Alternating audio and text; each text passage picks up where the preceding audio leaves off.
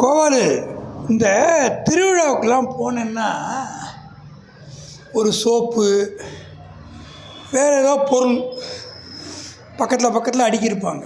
ஒரு பிளாட்ஃபார்மில் 3 ரிங்கோ 5 ரிங்கோ கையில் கொடுப்பாங்க. ஒரு 5 அடி தள்ளி நின்று அந்த ரிங்கை கரெக்டாக போட்டால் எதில் போடுறீங்களோ அது உங்களுக்கு சொந்தம். சோப்பு மேலே அந்த ரிங்கு கரெக்டாக வந்தால் சோப்பு சொந்தம். அதில் பணம் கூட வைப்பாங்க சில நேரங்களில், 50 ரூபா 100 ரூபான்னு. அதிர்ஷ்டம் இருந்து விழுந்தால் அது கிடைக்கும்.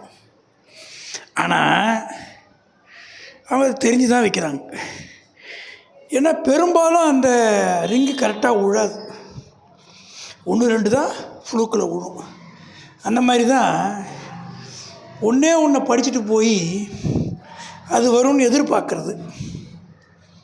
நான் என்ன பண்ணேன், ஒரு எக்ஸாமுக்கு கோவாலு, ஒரு புகழ்பெற்ற எழுத்தாளர் மகாதேவி வர்மா அப்படிங்கிறவங்கள பற்றி உழுந்து புரண்டு படிச்சுட்டு போனேன். ஒரு நம்பிக்கை, நமக்கு அந்த பரீட்சையில் வந்துடும், நம்ம எழுதிடுவோன்னு நம்பிக்கையில் போனேன்.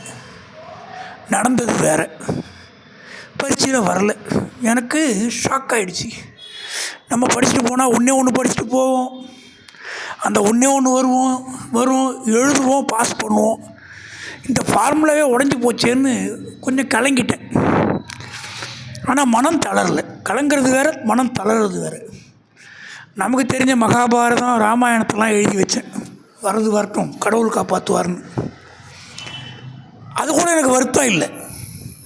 அவ்வளோ சிரமப்பட்டு உழுந்து புரண்டு ஒன்று படிச்சுட்டு போனோமே, அது பரீட்சைக்கு வரலையே, இப்படி ஏமாந்துட்டோமேன்னு மன வேதனையில் இருக்கும்போது மௌக்கிக்குன்னு ஒரு எக்ஸாம் அதே பரீட்சையில் வரும். ஒரு ஆசிரியர் கேள்வி கேட்பார், நம்ம பதில் சொல்லணும். அந்த பரீட்சையில் இப்போ உட்காந்தேன். உங்களுக்கு பிடிச்ச ஒருத்தரை பற்றி சொல்லுங்கன்னார். அவ்வளோதான், எடுத்த ஸ்டார்ட்டு. மகாதேவி வர்மா பற்றி படித்ததை மொத்தத்து சொல்லாமல் விடுறதில்லைன்னு சொல்லிக்கிட்டே இருக்கேன். அவர் போதும் நிப்பாட்டு தம்பின்றார். நான் no no no no no கஷ்டப்பட்டு படித்தது அது வேஸ்ட்டாக ஆகவே கூடாதுன்னு மனசில் வச்சுக்கிட்டு கண்டினியூஸாக சொல்லிக்கிட்டே இருந்தேன். ஒரு 10-15 நிமிஷம் நான் சொன்னதுனால அவர் பொறுமை இழந்து, சரி தம்பி நீ கிளம்பு, நீ பாஸ் ஆகிட்ட போ அப்படின்னார். நல்லா இருங்க சார் அப்படின்னு நன்றி சொல்லிட்டு வந்தேன்.